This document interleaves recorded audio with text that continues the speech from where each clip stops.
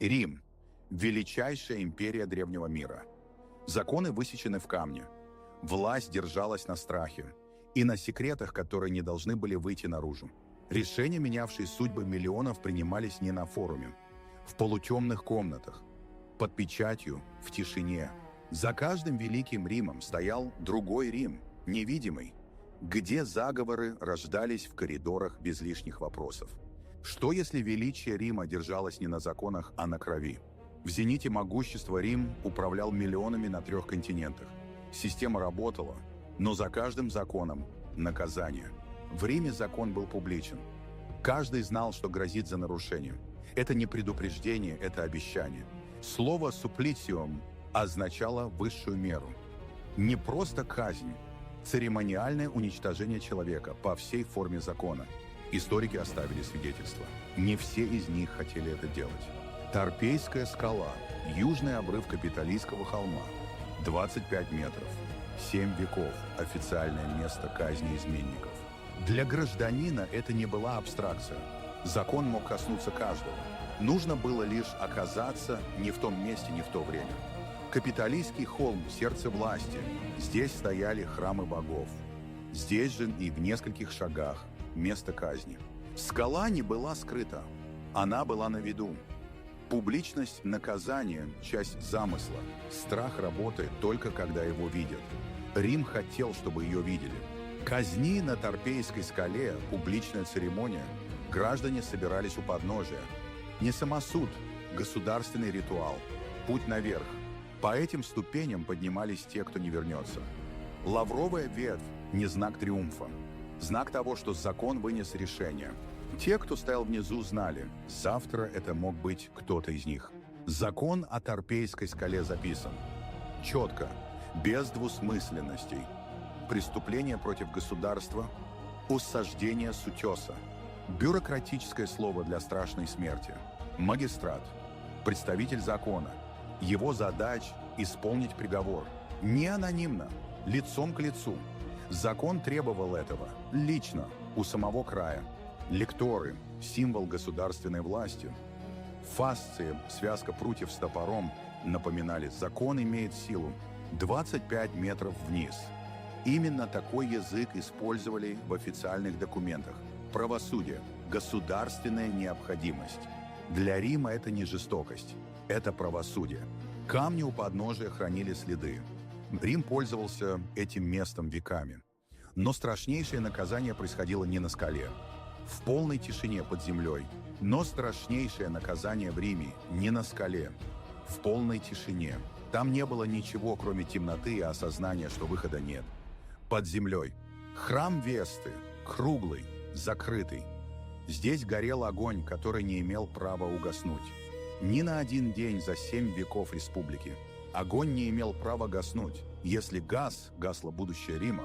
Так считали, так боялись. Весталки знали это лучше всех. Каждый день, каждое утро. Руки, подкладывавшие ветку в огонь, несли судьбу империи. Весталки давали обет на 30 лет. Целибат, служение, неприкосновенность. В Риме они были единственными женщинами, которых закон защищал как личность. Белые ленты, ритуальная мука, бронзовый сосуд. Вся жизнь в предметах. Весталка не принадлежала себе, принадлежала огню. Когда Весталка шла по Риму, форум замолкал. Толпа расступалась. Осужденный на казнь мог уцелеть, встретив ее на пути. Дом Весталок. Закрытый мир внутри открытого города. Здесь жили, молились, хранили тайны государства. И рождались обвинения. Обвинение в инцестум, нарушение обета, равнялось приговору. Достаточно теней, слуха, силуэта в темноте. Когда огонь угасал в ее руках, она уже знала. Защищаться бессмысленно. Закон принял решение без нее. Слово «инцестум», вырезанное в воске. Рядом печать коллегии понтификов. С этого момента она переставала быть весталкой и защищенной. Суд весталок не был судом в современном смысле. Понтифики собирались, смотрели на свиток, произносили решения. Рим называл это справедливостью. Ее не спрашивали, не слушали. Она стояла с опущенной головой, и этого уже хватало. Рим не казнил весталок при свидетелях. Позволял ей пройти, а потом все забывал. город смотрел и выбирал молчание. По обычаю ее несли в крытых носилках, чтобы больше никто не увидел. Закрытый занавес, закрытый приговор. Ленты Витаре развязывали последними. Пока в волосах еще висталка. Когда упали, стало никем. Кампус Селератус, поле проклятых. За Колинскими воротами, вне священных границ города, место, которое Рим не называл в официальных текстах. Лестница вниз, в темноту. Факел у входа — единственный свет. Потом и он оставался снаружи. Ее не убивали, оставляли. Хлеб, вода, лампа, масло. Все, чтобы прожить несколько дней и понять, что выхода нет. Камень закрывался, свет исчезал. Но Рим умел превращать страх не только в тишину, иногда в праздник для 50 тысяч. Колизей – 80 тысяч тонн травертина и бетона. Самый большой амфитеатр в истории. Не просто арена, машина. По праздникам к аркам стекался весь Рим. Богатые и бедные. Сенаторы и рабы. Одно из немногих мест, где они сидели рядом. 50 тысяч зрителей.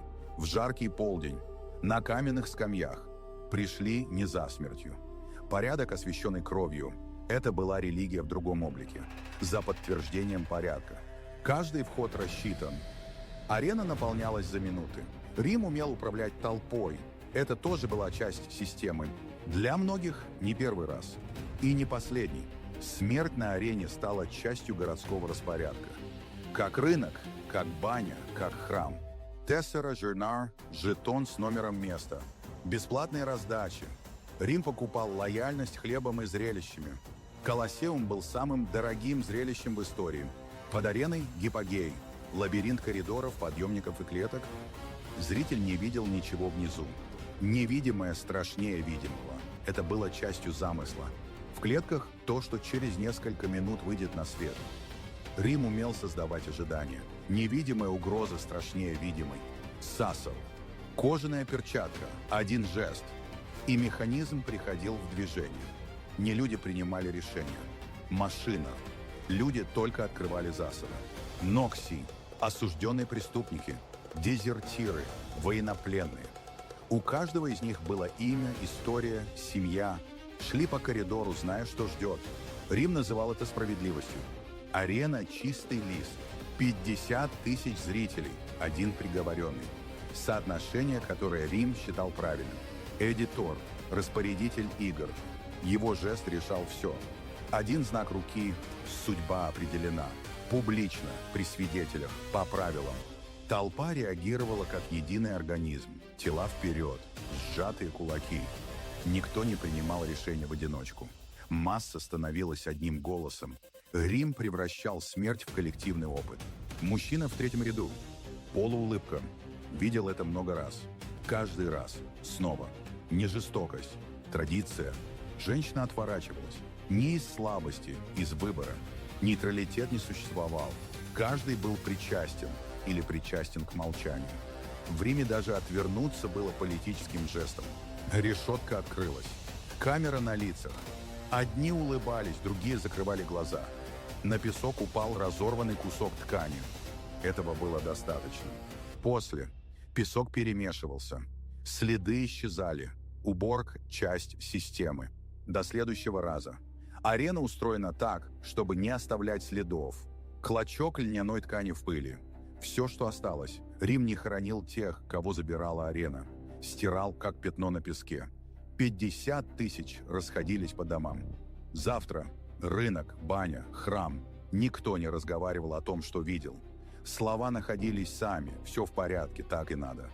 Арена сделала свое дело. Порядок подтвержден. Пустая арена на закате. Колизей не нуждался в людях, чтобы внушать страх.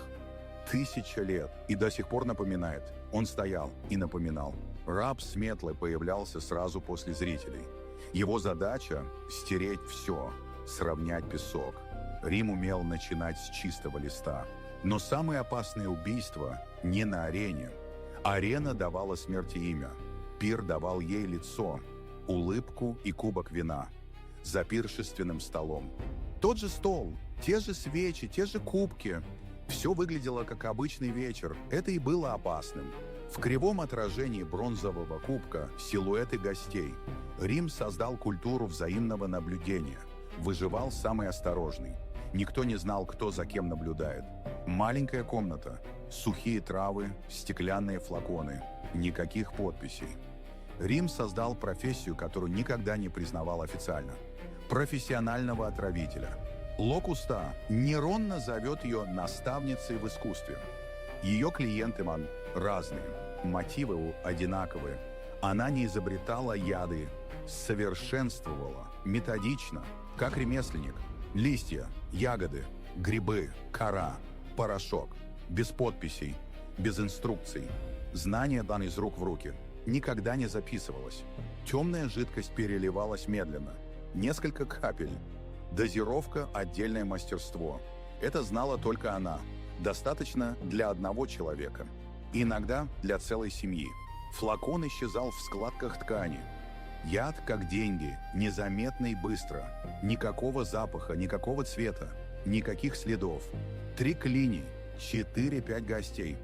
Хлеб, оливки, жареная птица, вино. Разговоры о политике. Ни одного подозрения. Вечер, как любой другой в Риме. Слуга, несущий блюдо. В каждом римском убийстве за столом слуга, который ничего не знал. Или знал все. Вино наливалось, кубок наполнялся. Ритуал ужином – идеальный камуфляж для необычного. Ничего необычного. Именно это делало происходящее возможным. Золотой перстень, рука Агриппины, без армии, без меча. Один проход над кубком, жест, который решил судьбу империи. Одна капля. Вино поглотило ее без следа. Поверхность сомкнулась, как будто ничего не было. Агриппина смотрела на Клавдия. Спокойно, без торжества, без страха. Ее лицо и маска. Идеальная, многолетняя, отточенная. Клавдий. 4-й принцепс Рима. Ученый, историк, хромой, заика. Никто не принимал всерьез, пока не стал императором. Недооценивали до самого конца. Он улыбнулся и потянулся к грибам. Агриппина не ела, смотрела. Между ними весь стол и вся история Рима. Кубок у губ. Темное вино отразило пламя свечи. Один глоток, последний. Клавдий пил, как пил 1000 раз. Ничего не изменилось на лице. Именно это и было целью. Улыбка держала, когда рука разжалась. Кубок ударился о мраморный пол и раскололся. Агриппина не пошевелилась. Преступление запечатано одной маской. Осколки кубка на холодном мраморе. Пятно вина расползалось по швам между плитами. Рим поменял правителя, тихо, за ужином. Гости замерли. Никто не кричал. Никто не звал на помощь. Рим умел понимать, когда молчать. То же оружие. Другой стол. Другой кубок. Локуста снова получила задание. История повторялась, потому что работала. Британник сделал глоток и замер. Чаша покатилась по полу. Лицо Нерона не изменилось. Будущий тиран учился молча. Когда Клавдий умер, империя выдохнула. Преемственность власти в Риме, не передача. Захват. Никто не знал, что следующий вдох будет хуже. Рим встречал нового правителя с надеждой. Молодой, образованный.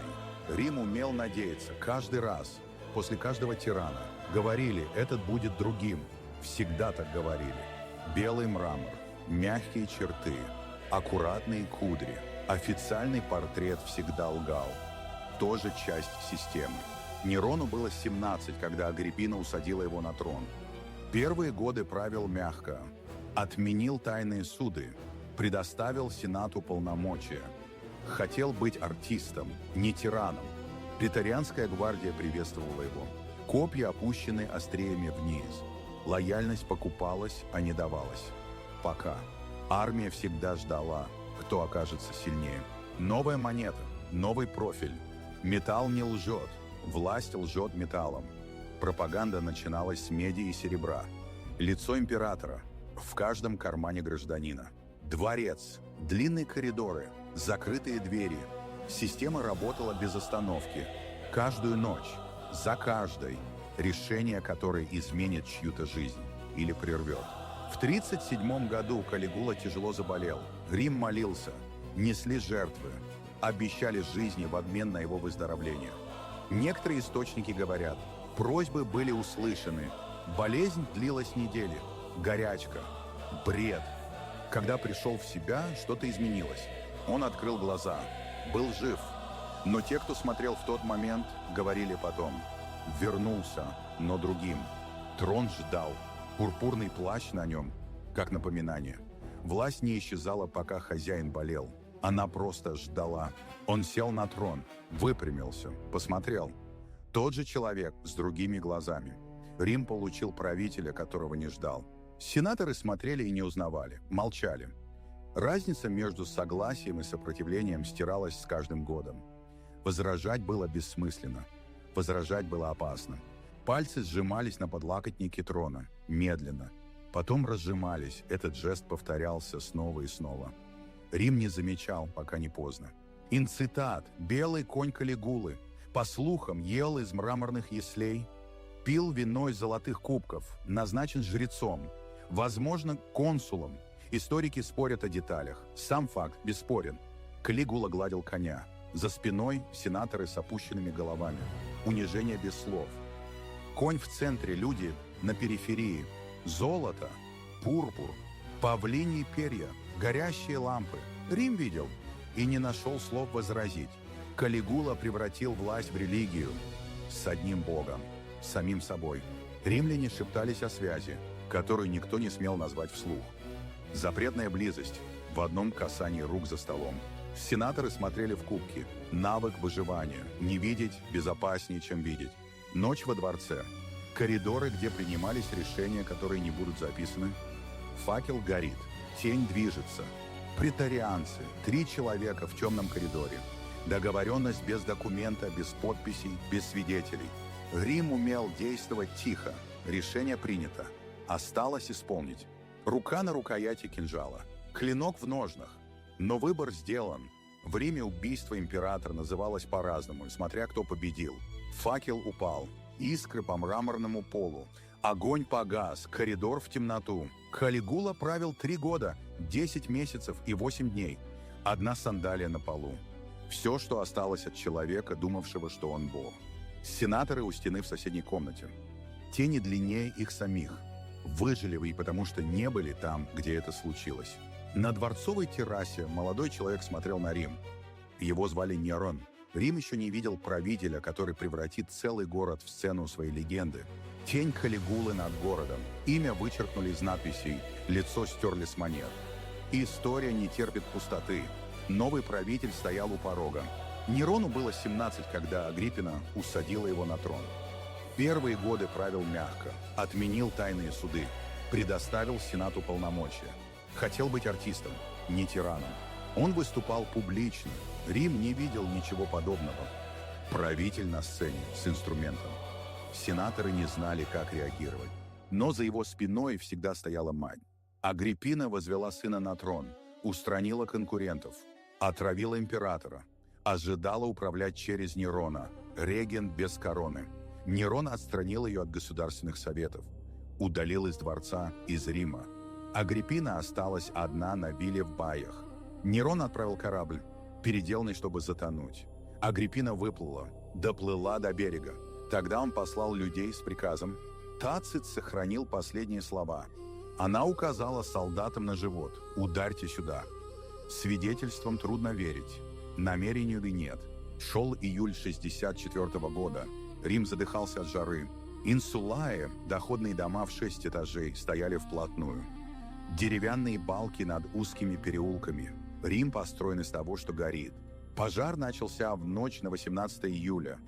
У лавок вблизи Большого цирка. Причина неизвестна до сих пор. За 6 суток огонь уничтожил 10 из 14 районов. Ветер переносил с крыши на крышу. Тушить было некому. Сотни тысяч без крова. Целые кварталы исчезли. Рим, каким его знали, больше не существовал. Где был Нерон? Источники расходятся. Светоний смотрел с холма и пел. Тацит вернулся и открыл сады для беженцев. Правда утонула в легенде. Но одно было неоспоримым. Нерон воспользовался пожаром. На пепелище вырос его Домус Ауреа. Нерону нужны были виновные. Не для правосудия, для объяснения. Подозрение нависло над ним. Нужно было перевести его на других. Нерон указал на христиан. Небольшую общину в Риме обвинили в поджоге, казни и публичным зрелищем в садах Нерона. Тацит написал прямо: люди не верили в виновность, уничтожали не ради правосудия, ради зрелища, чтобы переключить взгляды. На пепелище 3 районов Нерон строил Домус Ауреа, огромный, искусственное озеро, позолоченные своды, для него одного. Казни в садах описаны у Тацита.